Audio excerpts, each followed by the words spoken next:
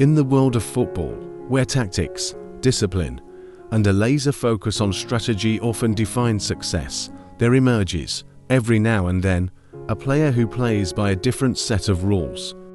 A player who refuses to be bound by convention, instead letting raw talent, sheer instinct, and the joy of the game guide every step. Adel Taarabt was one such player, a street footballer at heart who turned every pitch he stepped on into his personal playground. It was March 2010, and Queen's Park Rangers QPR were in deep trouble. With just 2 wins in their last 16 matches, they were plummeting toward disaster. Neil Warnock, the 7th manager in just 17 months, was handed what many called an impossible task: to save a struggling squad with no new signings and a toxic atmosphere. Warnock's first meeting with the players proved unforgettable. Amidst the group was a young man wearing black woolen gloves on a scorching hot day. "That's Taarabt," a staff member told Warnock. "I wouldn't go near him. He'll get you sacked." Waste of space, but instead of avoiding the player, Warnock's curiosity was piqued.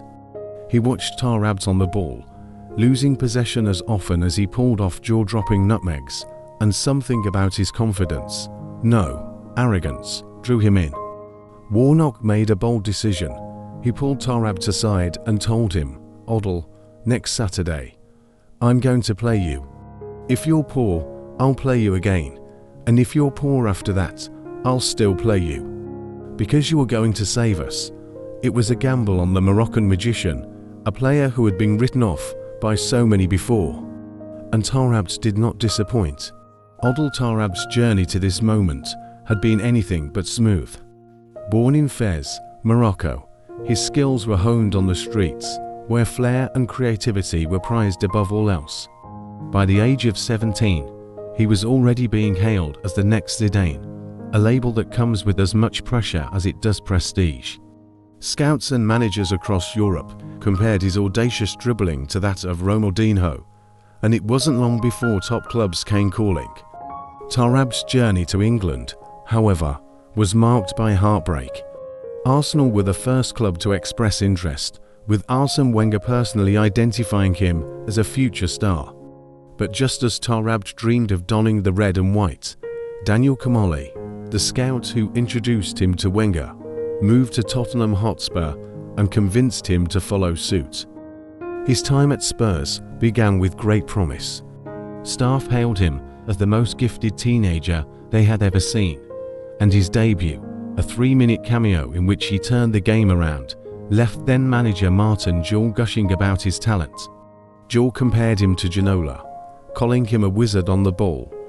But beneath the surface, things were far from perfect. Taarabt, just 18 and alone in a foreign country, struggled with the isolation. "In France, they protected me. In England, I was left to fend for myself," he reflected years later. As the loneliness and lack of guidance took their toll, Taarabt began to drift. After falling out of favour at Tottenham, Taarabt arrived at QPR on loan in 2009. While his talent was undeniable, his inconsistency frustrated coaches and fans alike. One moment, he would dribble past 4 players as if they weren't there. The next, he would lose possession, trying an unnecessary flick in a dangerous area. Then came Warnock. The experienced manager's unconventional approach worked wonders.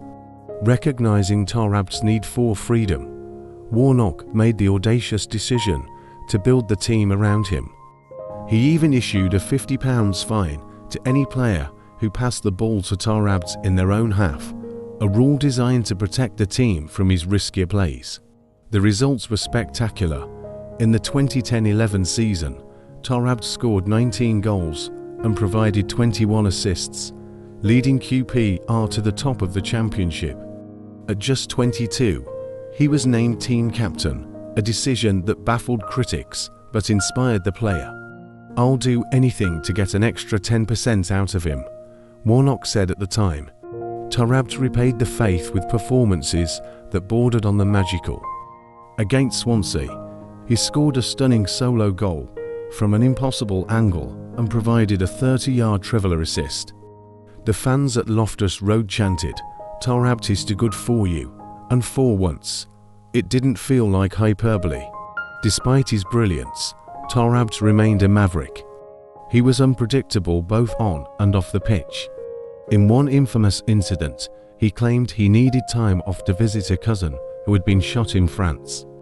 Warnock granted him leave, only to find Taarabt's passport in the dressing room the next day. Instead of punishing him, Warnock simply handed the passport back, saying, "You'd better score tomorrow, or I'm hammering you." Taarabt delivered, scoring within the first minute of the match.